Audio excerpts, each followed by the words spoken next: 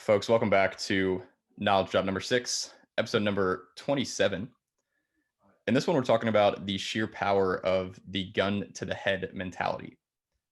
And this was inspired by, I think most of y'all listening to this hopefully have seen the movie Fight Club. In the movie Fight Club, there's a scene where the main character, Brad Pitt, Tyler Durden, I forget the context of it exactly, but I think it's a dude who's like working at a convenience store. And he basically walks in there, pulls a gun out, puts a gun to his head, and is like, "What do you want? Like, what do you want out of life? Like, what did you want to do? Like, why are you here? What did you really want? What was your dreams?" He's like, "I want to be a veterinarian. I want to be a veterinarian." And then he's just holding a gun to his head, and he's basically like forcing him, like, to quit your job, go back to school. I'm literally going to shoot you in the head if you don't go follow your dreams of becoming a veterinarian. And Asian dude gets up, runs away, and presumably becomes a veterinarian. I don't actually remember if they came back to that in the movie or not.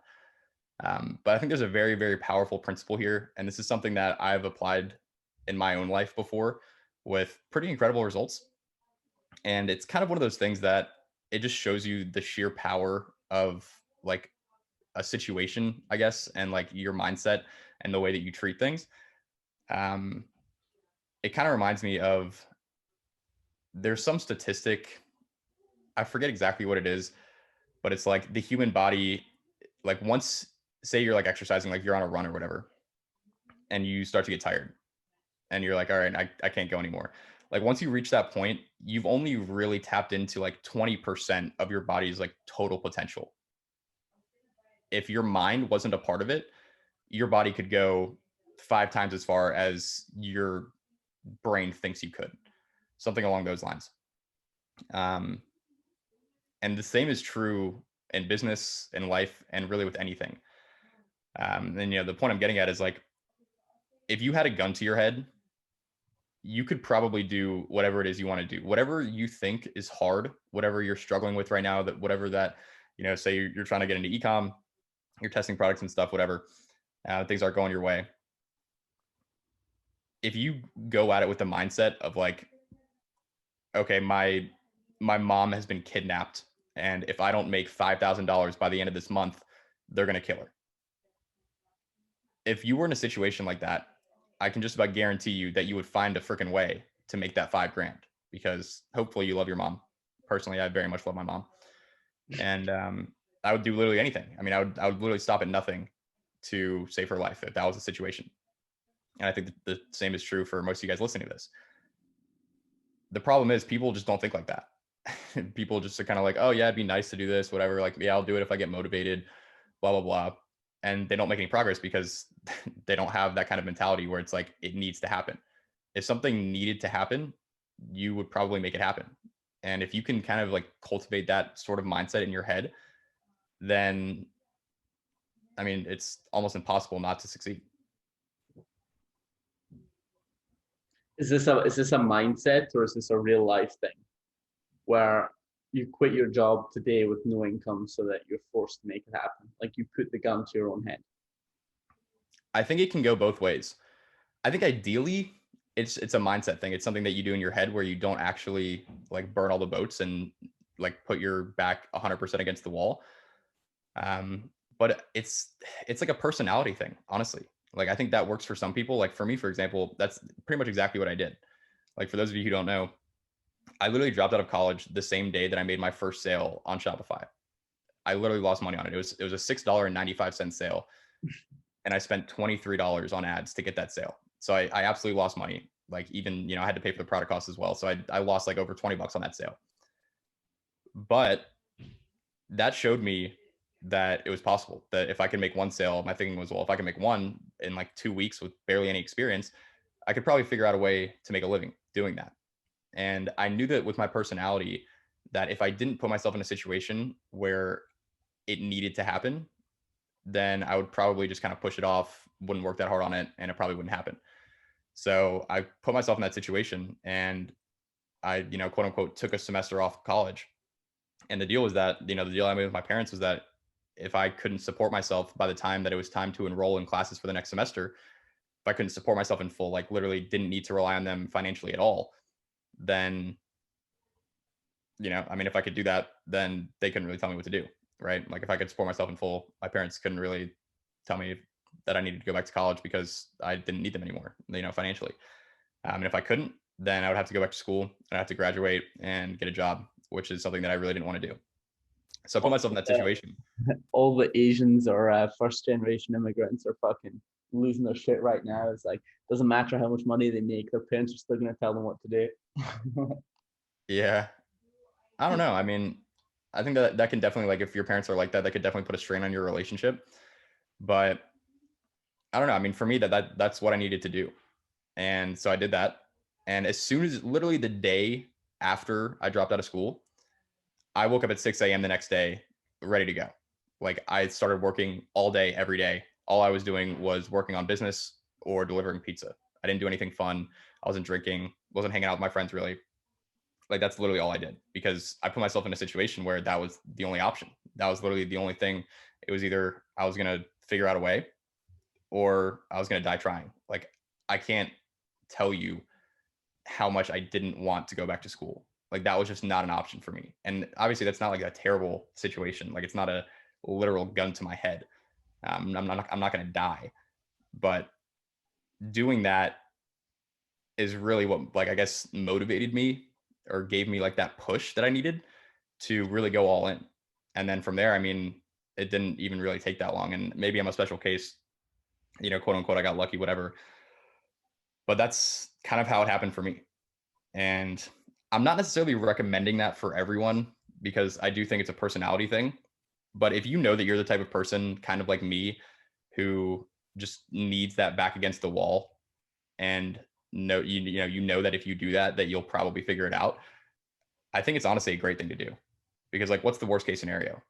Like you fail. Okay. I mean, it depends on what your life situation is like, but you're not going to die. So that's kind of how I look at it. And that's, I think, really one of the main reasons that I was able to succeed so fast is because that was just like the only option. I didn't have any other way. Yeah.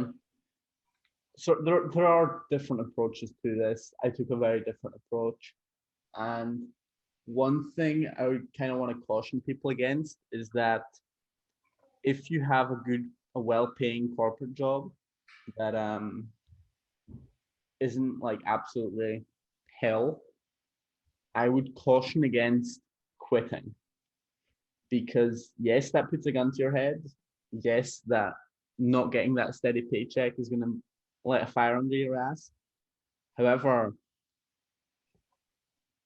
you because you have that secure, safe corporate gig that's paying you every month, you are going to be able to take much bigger risks and be much more patient with making things work. And that will allow you to pursue better longer term businesses versus if you decide to just quit and pursue online business. If you don't start getting results within a month or two, you're going to have to start looking at getting freelance gigs. And that's, I think, kind of a trap where you go from well-paying corporate job where you could easily like fuck off at work and work on your business for multiple hours a day while at work, theoretically. Not that we would ever recommend that. You go from that situation with a steady paycheck to ecom store hasn't worked in month one or month two, and suddenly you're trying to get low-end copywriting clients for 1K a month or 2K a month that are much more hassle, um, much more work, much less enjoyable than your previous corporate job. And you're needing to get those gigs just to pay the bills. I think that's a bit of a trap. I think a lot of times you're going to be better off keeping the corporate job and then going into businesses like ecom where the upside is massive versus quitting the corporate job and then having to pursue freelancing to put food on the table. Because I just generally think you'd be better off working on ecom 2 hours a day after work versus freelancing and having to get clients and having to maintain clients and having to do the work for the clients all from easily 2, 3, 4K a month when you could have just stayed in that cushy corporate job. Yeah. I'm kind of torn on that. Like I agree with that point, but I do think there is value in it. Like I'm obviously a little bit biased because that's literally what I did. Except you didn't have a cushy corporate job. No, that's true. That's true. And it definitely does depend on your life situation. Like I was very fortunate in the sense that I figured this stuff out young, I guess. I was still in school. It's not like I had a family to support. I was fortunate enough to have parents who were well off enough to be able to support me while I was in college. At least to some extent. I mean, they didn't pay for like everything. I had jobs all throughout college, but um, I was in a very fortunate situation to be able to do that. And I think it kind of depends on where you're at. Like depends on what your current situation is and what your personality is. And if you are in a situation like I was and you have a personality that's similar to me, then I think it might make sense. But if you're a bit older, say you have a family, you have a job, it's a lot harder to give that up. And I think it's probably a lot dumber in that situation because you just have more to lose. When I was doing it, I literally had nothing to lose. It was like a semester of, I would graduate a semester later. And like that was the worst thing that was going to happen. Um, so I think you got to kind of weigh the upsides and the downsides. And if you're in a situation where the downside is very low, then that's when I think it makes sense. I would agree with that. And I mean, if you're in college, you're giving up on the opportunity to pay 20 grand a semester or whatever the fuck it is, and instead pursuing business. It's a very different situation than you're getting paid 5, 6, 7 grand a month at your corporate job and you're giving that up. Like literally, one is you have to pay money to attend, another one is you're getting paid. Yeah, that is very true. It's pretty different. I think though, at the root of it, regardless of whether or not you do it in a physical sense, like literally in your real life, or in more of a mental sense, the principle still stands. You can achieve absolutely immense things, probably like 10 times more than you realistically think is possible if your back's against the wall. If you treat it like that, whether or not it's actually real or not, if you go into it, everything you do with that mentality, then I mean, it's going to be really tough to fail because if you treat everything you do like it's do or die, you'll probably be able to do it. Like us humans, we're capable of such incredible things. And honestly, I think that like putting yourself in that mindset can be a huge confidence booster because it shows you that like you do that a couple times and you see, oh my God, like if I literally treat this like I'm going to die if I don't do this, then you're going to fucking do it. And then you're going to build confidence because you're going to see that you're capable of more than you originally thought. So it's kind of like a positive feedback loop. That it is, that it is.